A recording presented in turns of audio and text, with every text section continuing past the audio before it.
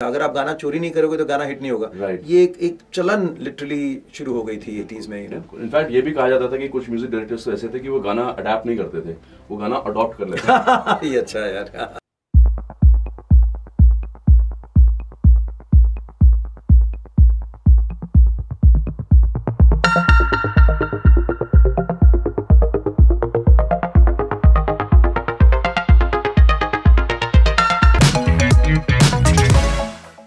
देखो जी, हम तो गुनगुनाते हैं गाना, ठीक है। गाना गुनगुनाने के लिए कोई टैलेंट नहीं चाहिए, गाने के लिए चाहिए।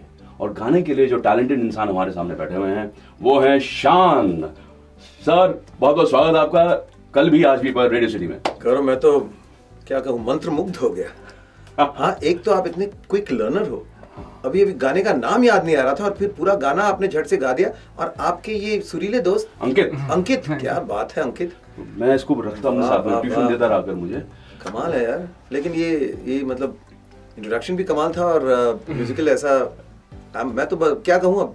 मुझे एक शिकायत है आपसे जी। इतना टाइम लगाया आपने मुझसे मिलने में, इतने साल लगाए, ऐसा क्यों किया शान दादा? मैं मेरे बहुत ही प्रिय सिंगर और मेरे लेजेंडरी उदित जी के पन्ने से एक किताब से एक पन्ना फाड़कर आपको कहना चाहता हूँ कि Gaurav ji, this is the birthing moment. Yes, this is the birthing moment. आज ही हमारा मिलना तय था। आज ही तय था, वरना देख के साला कब से मिल लेते, लेकिन आज मिलना जरूरी था।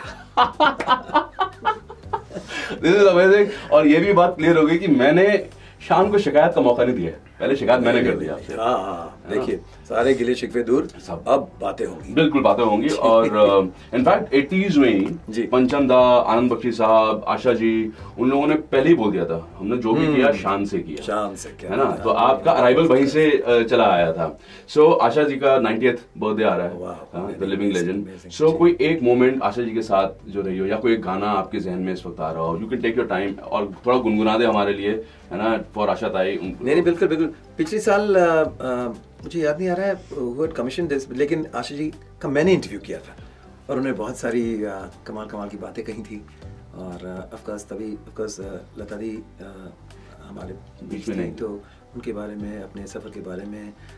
और लेकिन सबसे कमाल की बात मुझे जो लगी कि वो कही कि मैं पीछे मुड़कर नहीं देखती, आज क्या कर रही हूँ, कल क्या करना है, और इस पर हमेशा मैं अपना ध्यान रखती हूँ। And I think that is what's kept her so dynamic. So आज भी उनके आप सुर देखिए, वो उस दिन प्रेस कॉन्फ्रेंस में वो गाना गा रही थी, तू है वही दिल ने जिसे, one of my favourite songs, so amazingly beautifully well. और एक चीज़ जो हमें हमेशा हमारे इन से तो सब कुछ ही सीखना है, लेकिन एक चीज़ जो आजकल एक जब हम गाना गाते हैं तो उसमें जो शब्द है ना, उन्हें हम किस तरह से महसूस करके कह रहे हैं कि it's like talking in tune. That's what she is always done. आशी के साथ बहुत सारे, आशी से आप ये जो गाना अभी गाकर मेरा इंट्रोडक्शन आपने किया है, इस गाने से अगर मुझे सबसे बड़ी कोई उपलब्धि थी इस गाने की, वो थी कि आशा जी से कॉम्प्लीमेंट मिला। You know, she is been on many radio and interviews saying कि मुझे शान का वो गाना पसंद है। हमने और गाकर भी सुनाई। And of course the one thing, she's a great cook, और वो एक मुझे करना है, कभी थोड़ा कुकिंग पे जाना है। मैं आज तक किचन में एंट्री नहीं मिली मुझे, लेकिन वो करना है, that's in my bucket list for sure। So खाना और गाना दोनों होने वाला है। हाँ, मैंने देखा कि जितने बड़े सिंगर्स हैं ना, सब बहुत अच्छा खाना बनाते हैं। राइट फ्रॉम शानुदा ने मुझे खुद अपने हाथों से बिरयानी बनाकर उन्होंने खिलाया। अभिदा, अरे बाप रे, उनके साथ तो मतलब किसी भी रेस्टोरेंट में बिना शेफ को बुलाया कोई उनके साथ डिनर कंप्लीट नहीं होता। मैं आपको थोड़ा सा पीछे लेके जा रहा हूँ आपकी लाइफ में। हमने आशा जी की बात करी, जैसे लता जी, आशा जी, इनके साथ हुआ कि जब ये बड़ी हो रही थी तब इनके फादर गुजर गए थे। एक ट्रैजिक इत्तेफाक है जो आपके साथ भी रहा। इनफैक्ट आप शायद टीनेजर भी नहीं रहे होंगे उस टाइम, या टीनेज हुए होंगे उस टाइम पे, तब आपके वालिद साहब मानस मुखर्जी साहब जो हैं, उनका इंतकाल हो गया था। वो पीरियड किस तरह का रहा? क्योंकि आप 9 सितंबर को बेस्ट ऑफ मी लेकर आ रहे हैं, एंड तो थोड़ा उस टाइम के बारे में आप हमें बताएं, हमारे लिसनर्स को बताएं, हमारे व्यूअर्स हैं उनको बताएं। हाँ, नहीं, बिल्कुल। एक्चुअली कई लोग कहते हैं ना कि आपको मतलब वो जब सफलता मिली तो यू नो, एक होता है ना कि you prove a point two your dad कि देखो डैड, आज मैं कुछ बन गया हूँ। लेकिन मेरे लिए वो उतना कभी वो फीलिंग नहीं है, because I was too young that point to feel that. मेरे लिए बस यही था कि अगर पिताजी होते तो और कितने कमाल कमाल के गाने वो बनाते।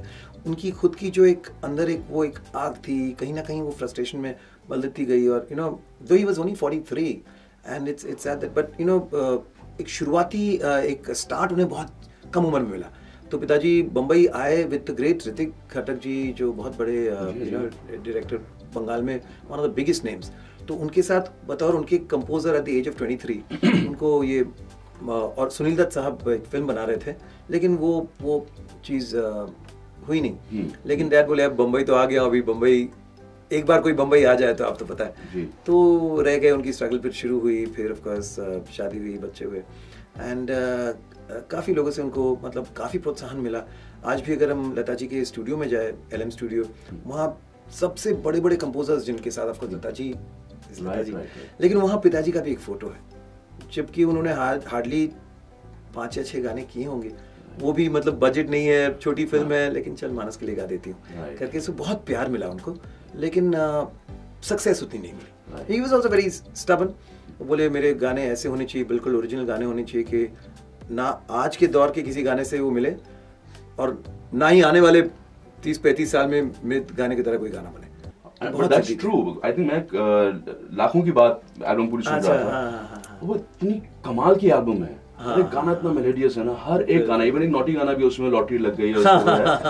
मोनाली के डैडी ने गाया वो गाना, शक्ति ठाकुर जी ने गाया ना, राइट, आई रिमेम्बर। सो वो टच उसमें आता है, लेकिन उनके साथ यही था क्योंकि मैं मम्मी भी कोरस में गाती थी, एक्चुअली मम्मी घर चलाती थी, पिताजी अपने इसमें ना ज़्यादातर प्रोजेक्ट्स हाफ वे छोड़ देते थे या कुछ ना कुछ, या कोई उस टाइम पे क्या था कि वो साउथ के गाने या वेस्ट के गाने वो बहुत पॉपुलर था। अगर आप गाना चोरी नहीं करोगे तो गाना हिट नहीं होगा। ये एक चलन लिटरली शुरू हो गई थी 80s में। इनफैक्ट ये भी कहा जाता था कि कुछ म्यूजिक डायरेक्टर्स तो ऐसे थे कि वो गाना अडैप्ट नहीं करते थे, वो गाना अडॉप्ट कर लेते थे। ये अच्छा है यार, है ना, वो भी एक जी। तो लेकिन अडॉप्ट कर ले, ये अच्छा है। लेकिन आपकी मम्मी जो हैं वो किस तरह से आप दोनों को, आपकी सिस्टर और आप दोनों को कैसे संगीत से हटने नहीं दिया उन्होंने? क्योंकि नॉर्मली होता है ना फैमिलीज में, जहाँ पे अगर सक्सेस नहीं मिल रही है तो कहते हैं ये लाइन मत पकड़ो यार। नहीं, बिल्कुल। एक्चुअली अगर आप मुझसे पूछते उस वक्त, the last thing on my mind was to get into music professionally. मतलब सिस्टर भी, ऑफ कोर्स सिस्टर बचपन से ही इतना कमाल गाती थी, और मतलब वो टेप रिकॉर्डर उनका नाम था, क्योंकि पिताजी कुछ सिटिंग करते थे ना, तो कई बार वो रिकॉर्ड या कैसेट वो खत्म हो जाते थे, तो वो उन्हें बिठा देते थे सागरिका को। फिर 3-4 दिन बाद अचानक से कौन सा गाना था, उसको म्याओ बुलाते, म्याओ मतलब बिल्ली, उनकी आवाज़ पतली थी, फिर वो गुनगुनाते गाना सुना देती थी। तो वो बोलती अरे इसको कैसे याद रहता था। तो that was, so she was always destined to be a singer. I was more an athlete, you know, I was very good in sports और ये सारी चीज़ें। तो कहीं ना कहीं मुझे लगा कि यार स्पोर्ट्स में चल जाऊंगा। दौड़ सकता था, आई वाज वो फॉरेस्ट गंप कैरेक्टर। राइट। हाँ, बिना प्रैक्टिस, बिना रेस के दे में वर्र करके जीत जाता था। और आप तो लंबी रेस के घोड़े बनी हुए। हाँ, सिंगिंग और लॉन्ग डिस्टेंस भी अच्छा खासा लगा लेता था। मैराथन भाग लेता था। तो मुझे लगा उसमें ही कुछ करूंगा। But so proud now that our Indian relay team did so well now, 5th in the world, not bad. But anyway, तो लेकिन हाँ, संगीत नहीं करना था, क्योंकि मैंने देखा मेरे पिताजी की जो जो जर्नी थी, फ्रस्ट्रेशन, और जिस तरह से वो if you want to keep your integrity as a composer is very difficult, I think in any field. अगर आप you want to be too stubborn कि नहीं मैं करूंगा तो इसी तरह से करूंगा in my own terms and conditions, तो बहुत मुश्किल होता है। तो वो अडेप्टेबिलिटी तो मुझ में बहुत ज़्यादा है, प्रैक्टिकलिटी बहुत ज़्यादा है मेरे पिताजी से, और वो ज़रूरी है लेकिन उस पॉइंट पर मैंने काफ़ी और जॉब्स किए। मैंने बहुत सारी बच्चों को ट्यूशन देना, बुटीक्स में काम करना, तभी केबल टीवी नया शुरू हुआ था। तो केबल टीवी पॉइंट्स मैंने कईयों को केबल टीवी पॉइंट्स बेचे हैं। आप केबल टीवी पॉइंट्स बेचा करते थे, वहां पे लगाते थे आप केबल? नहीं, मतलब अगर जिसको केबल टीवी तभी नया आया था, तो you have to convince them कि आप ये so and so D digital ऐसा कुछ कंपनी था। This must have been in the 90s, the late 80s, early 90s. So I was still in college, but I had to make a living also. तो फिर मैंने एक desktop publishing, तभी बहुत popular, DDP, घर में तभी कंप्यूटर्स नहीं थे, तो हम लोग उसके लोगों की विजिटिंग कार्ड्स बनाना, राइट अप टू मतलब जेट एयरवेज जो अभी तो नहीं है, बट उनके जर्नल्स, वो सारी चीज़ें उसका प्रिंट आउट करना। और it was a one man show. वो प्रिंट आउट लो, उसका फिर आप प्रूफ रीडिंग करवाओ, फिर वो दे विल गिव यू कि हाँ दिस इज ऑल करेक्ट, फिर उसका प्रिंटिंग करवाते वहाँ बलाटपेयर में जाना होता था, फिर वहाँ से you have to buy those the plastic folders, truck पे लोड करो, वो ट्रक पे बैठ के ट्रक के साथ आकर उसको डिलीवरी करना होता था एयरपोर्ट के पास।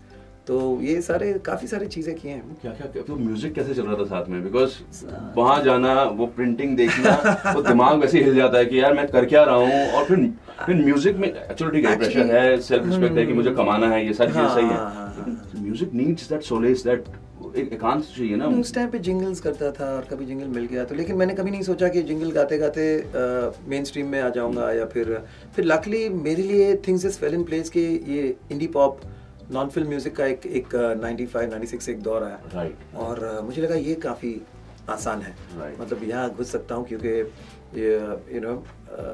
बैंड्रा में पला बड़ा हूँ, थोड़ा सा वो वेस्टर्न एक ये भी है। वरना जब मैं दिग्गजों को सुनता था बोले वहाँ का मैं कहाँ पहुँचने वाला हूँ। But then one thing led to the other, और फिर देखा कि यार म्यूजिक तो काफी आसानी से हो रहा है, एक बार कोई बुला लेता है, फिर दूसरी बार फिर से बुला रहा है, तीसरी बार बुला रहा है, मतलब मैं गा सकता हूँ। You become a sensation. मतलब आपके वीडियोस गुमसुम क्यों, और वो अभी भी मैं वीडियोस में देखता हूँ। लेकिन गौरव मैंने कुछ सीखा नहीं था उस पॉइंट पर, तो उतनी खुद पर कॉन्फिडेंस नहीं थी कि मैं क्या गा रहा हूँ। आई वेंट टू माई गुरुजी उस्ताद गुलाम मुस्तफा खान साहब एट द एज ऑफ 32। तो तब तक तो मैं ऐसे ही गा रहा था कुछ भी, तब तक गाने भी सुपर हिट हो गए थे, but I never felt very confident as a singer honestly. जब तक कॉन्फिडेंस आई गाने बंद हो गए। ये सेंसेशन बहुत कमाल का है। नहीं I am really liking this. लेकिन आप एक सेंसेशन बन गए थे, और आज भी जब आप स्टेज पर आते हैं और लाइव परफॉर्मेंस का अलग मजा होता है, वो तो आप जानते हैं। और जब लड़कियां चिल्लाती हैं शान वी लव यू, तब आप आई लव यू टू बोलते हो या आई लव यू ऑल बोलते हो? क्या करते क्या उस टाइम पे आप? थोड़ा सा ब्लैंक हो जाता हूँ।